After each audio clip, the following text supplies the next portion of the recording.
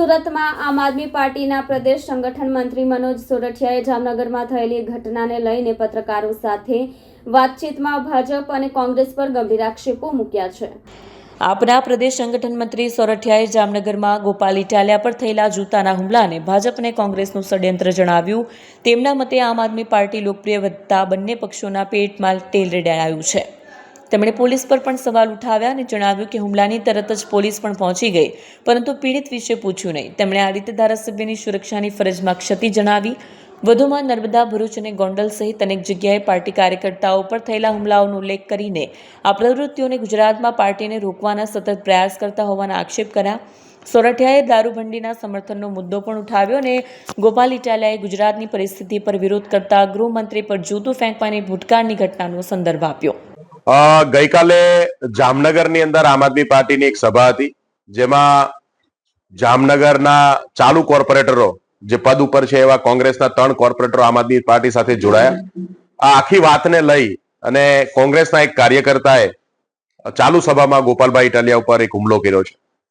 Normally આવી ઘટનાઓ જે છે આવેશમાં આવીને બનતી હોય, પણ ગઈકાલે જે ઘટના ઘટી એ સમગ્ર ઘટના એક ષડયંત્ર હતું। પોલીસને ખબર જ હતી કે આવી કોઈ ઘટના ઘટવાની છે।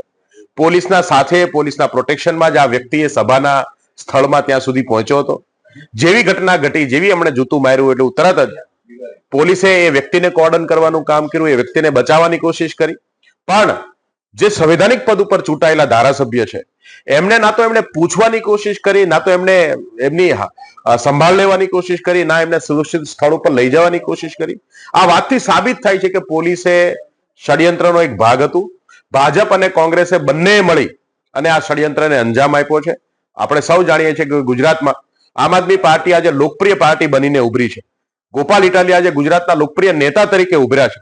શરૂઆતમાં ગોપાલભાઈની સભામાં સવાલ પૂછવા માટે ભાજપના કાર્યકર્તાઓને મોકલવામાં આવતા, સભા ડિસ્ટર્બ કરવાની કોશિશ શરૂઆતમાં થતી, પણ એનાથી ગુજરાતના લોકોમાં એવો મેસેજ જવા લાગ્યો કે આમાં ભાજપની ઇજ્જત ઘટે છે, ભાજપની નાકામી નાલેશી થાય છે। તો હવે એમણે કોંગ્રેસના કાર્યકર્તાનો ઉપયોગ શરૂ કર્યો છે। આ કોંગ્રેસના કાર્યકર્તાને ભાજપના સાથે મળીને મોકલવામાં આવ્યા હતા અને ગોપાલ ઇટાલિયાનો અવાજ દબાવવાની કોશિશ કરવામાં આવી હતી। હું કહેવા માંગુ છું કે ગોપાલભાઈ કે આમ આદમી પાર્ટીનો કોઈ કાર્યકર્તા આવા હુમલાઓથી ડરતો નથી। આવા હુમલાઓ, જેલ, લાઠીઓથી આમ આદમી પાર્ટીનો કોઈ કાર્યકર્તા ડરવાનો નથી। ગુજરાતના લોકોનો અવાજ, ગુજરાતના લોકોની વાત, ગુજરાતને ન્યાય મળે ત્યાં સુધીની લડાઈ આમ આદમી પાર્ટી લડતી રહેવાની છે અને આ મુદ્દે આજે પણ આમ આદમી પાર્ટી એગ્રેસિવ રહેવાની છે। અને આમ આદમી પાર્ટીના રાષ્ટ્રીય સંયોજક શ્રી અરવિંદ કેજરીવાલજી આવતીકાલે ગુજરાત આવી રહ્યા છે। અરવિંદ કેજરીવાલજી નેતાઓને અને કાર્યકર્તાઓને મળવાના છે।